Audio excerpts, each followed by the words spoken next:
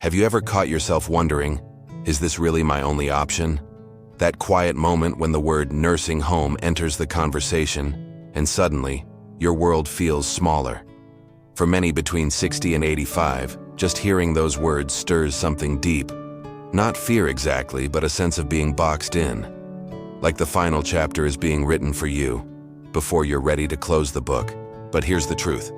You still have more say than you think. Nursing homes aren't the only path. In fact, more seniors today are rejecting the idea entirely, choosing new, empowering ways to grow older with independence, dignity, and freedom. Not because they're in denial, but because they're asking the right question. How do I want to live, not just survive? In this video, we're going to explore 7 powerful alternatives to traditional nursing homes, options that are modern, meaningful, and rooted in respect for the life you've built. These aren't fantasy solutions.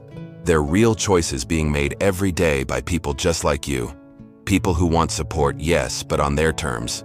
So, if you've been quietly hoping there's another way, stay with me. What you're about to hear might just change the way you look at aging and put the future back in your hands. Before we dive in, take a moment. Think about what you want these next years to feel like. Calm? Independent? Connected? Good. That's where we start. Let us begin with one of the most quietly powerful solutions, staying in your own home with the right in-home care. Now, this isn't about giving up control. It's about keeping it, with just enough help to make your life smoother. Cooking, cleaning, medications, even bathing if needed. But in your space, on your terms. It's not a facility.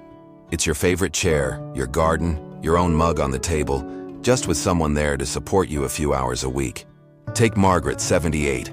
Her knees aren't what they used to be, and she sometimes forgets her pills. But with a caregiver who visits 5 mornings a week, she's thriving.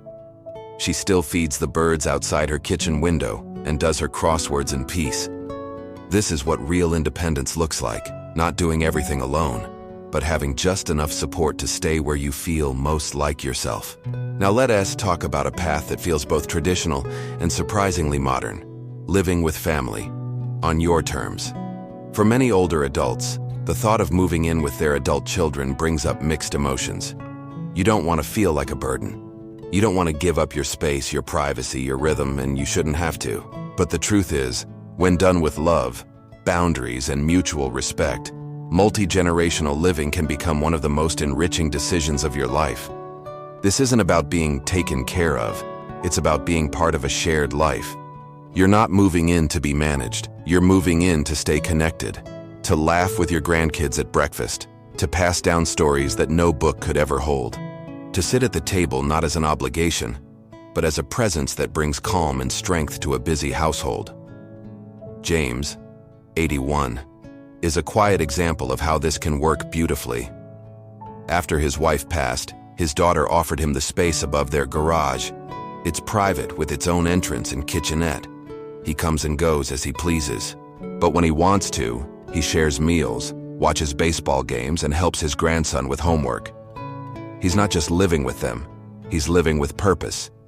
And yes, this only works when boundaries are clear, when every member of the home is seen, heard, and respected, when routines are honored, space is protected, and expectations are shared from the start.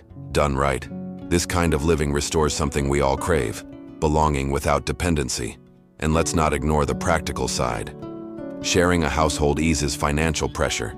Utilities, groceries, caregiving costs, they're all lighter when shared.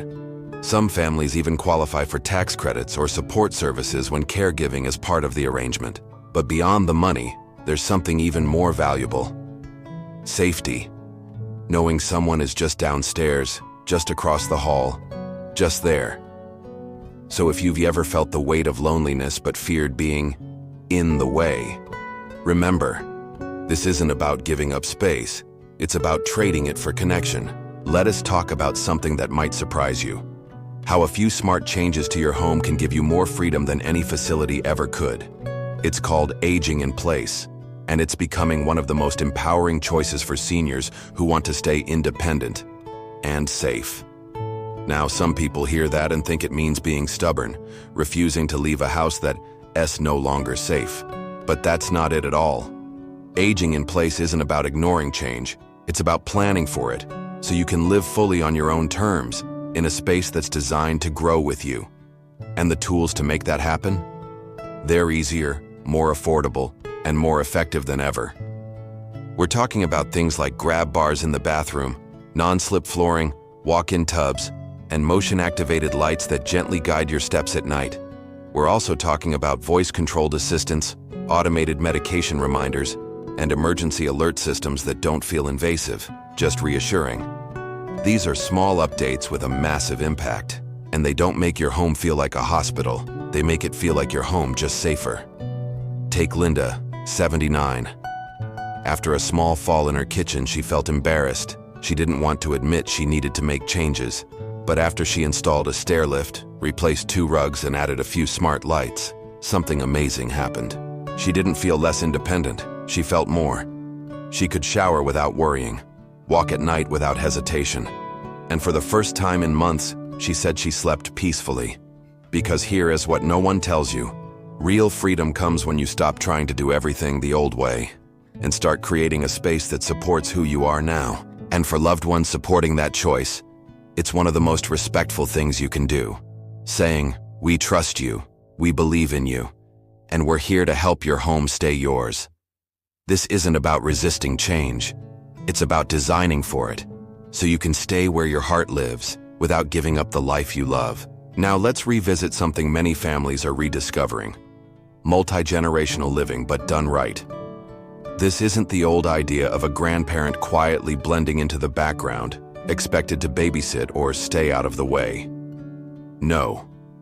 This is about crafting a new kind of home life, one with mutual respect, clear boundaries, and shared meaning. When structured intentionally, multi-generational living can become one of the most supportive, emotionally rich alternatives to a nursing home. It offers not just proximity, but purpose. Imagine starting your day not in silence, but with a cheerful good morning from a grandchild. Imagine sharing meals, stories, and routines while still having your own space, your own rhythm, and your own say. Mary, 83, moved in with her daughter and son-in-law after her husband passed, but she didn't lose herself in the process. They set up a private suite, respected her early mornings, and involved her in family decisions. She wasn't just there, she was part of the whole. She reads to the grandkids at bedtime. She gives advice when it's asked for, and keeps her peace when it's not. She says, "I feel needed, but not used. Present, but not pressured." And that balance?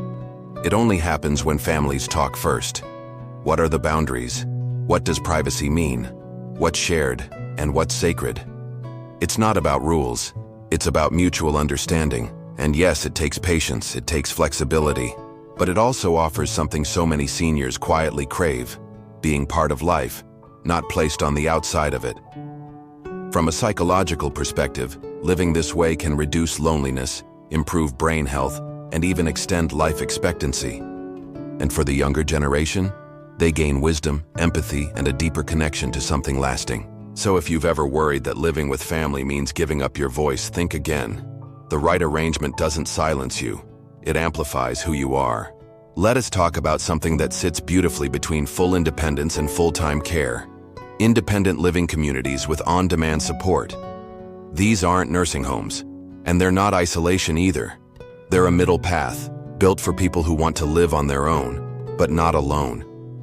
In these communities, you live in your own private space, a cozy apartment, maybe a cottage. You cook your own meals, or enjoy one prepared for you when you feel like it. You keep your schedule. You come and go as you please. But if you need help, it's there. Not hovering, not controlling, just available. Need someone to change a light bulb? Done. Want help with errands, light housekeeping, or managing a prescription? Just ask. It's freedom, with a safety net. And beyond the services, these communities offer something more powerful: connection. You're surrounded by people in the same chapter of life, people who understand the same aches, laugh at the same jokes, and carry the same kind of wisdom. You're not just living, you're belonging. Loneliness is quiet, but dangerous.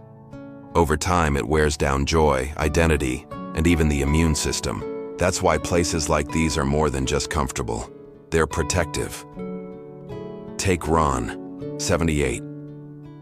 After losing his wife, his home started to feel like a memory that got too heavy. But after moving into a senior community with walking trails, a film club, and a woodworking studio, everything changed. He still cooks his own meals, still shops for groceries, but now he starts his mornings with coffee and conversation, not silence. And here's the beauty. These places aren't one size fits all. Some focus on wellness, others on creativity, lifelong learning, or nature. You can choose what matches your soul, not just your age. This isn't about giving up control. It's about expanding it, with just enough support to make your days smoother, your nights safer, and your life richer. So if living alone feels too quiet, but a nursing home feels too confining, this could be your perfect in-between. Because the goal isn't just to get through your later years, it's to live them well, surrounded by care, choice, and community. And now, let's look at one of the most heartwarming, hopeful, and surprisingly modern ways seniors are choosing to live: intergenerational communities. This isn't about senior housing. It's about real neighborhoods, designed for everyone, where older adults don't live behind closed doors.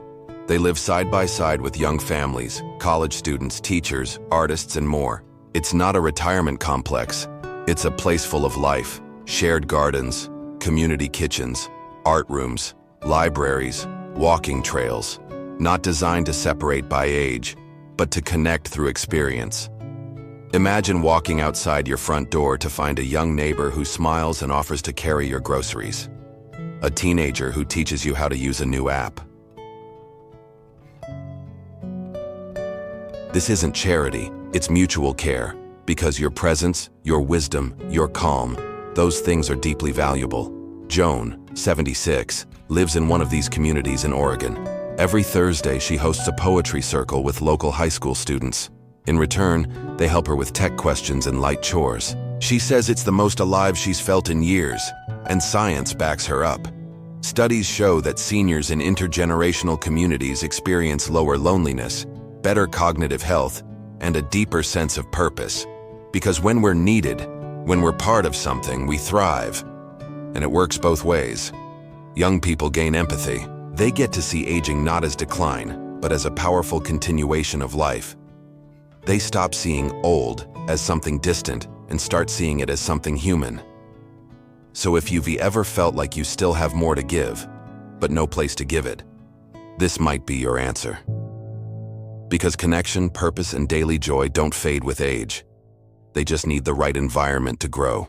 And sometimes the best medicine for a long, fulfilling life isn't in a bottle. It's in a shared laugh, a thoughtful conversation, or a quiet walk with someone who sees you not as a patient, but as a person.